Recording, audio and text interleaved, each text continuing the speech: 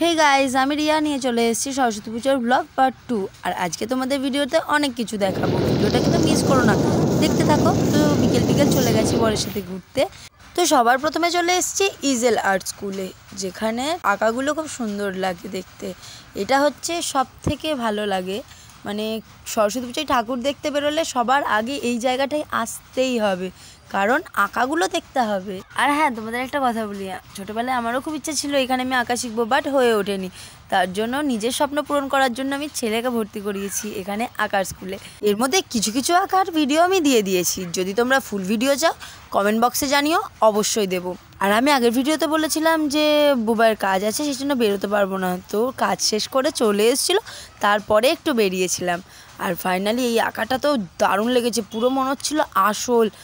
আর এটা তো পুরো মন ছুঁয়ে গেছে, মানে খুবই ভালো লেগেছে দেখতে। কতটা ধৈর্য নিয়ে আর্টগুলো করেছে আমি খালি সেটাই দেখছিলাম। তো এইসব কিছু দেখার পরে চলে গেছি রাধারানী স্কুলে। রাধারানী স্কুলেও কম বেশি আর্ট ছিল স্টুডেন্টদের, এটা হচ্ছে গার্লস স্কুল। তো এইগুলো দেখার পরে আমরা ভাবছিলাম কোথায় যাওয়া যায়, তো ওইসবই ভাবতে ভাবতে চলে গেলাম হিন্দু স্কুলে। তো সেখানে গিয়ে দেখলাম এত বড় একটা রঙ্গোলি বানিয়েছে, দারুণ লাগছিল। ঠাকুরটাও খুব সুন্দর লেগেছে, আর ওপরের ঝাড়টাও ভালোই লেগেছে। তো তারপরে আমরা চলে গেছি শান্তিপুর কলেজে, এই হচ্ছে আমাদের শান্তিপুর কলেজ। তো চলো এবার তোমাদের আমার স্কুলে নিয়ে যাই।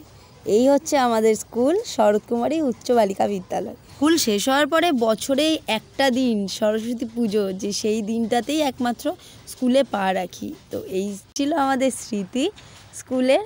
আর এই হলো ঠাকুর, আর আলপনা তো স্কুলের মেয়েরাই দেয়। তো আমার ভিডিও তোমাদের কেমন লাগলো আর কোন পার্টটা বেশি ভালো লাগলো কমেন্টে জানিও। তো চলো ভিডিওটা এখানেই শেষ করছি, দেখা হচ্ছে নেক্সট ভিডিওতে।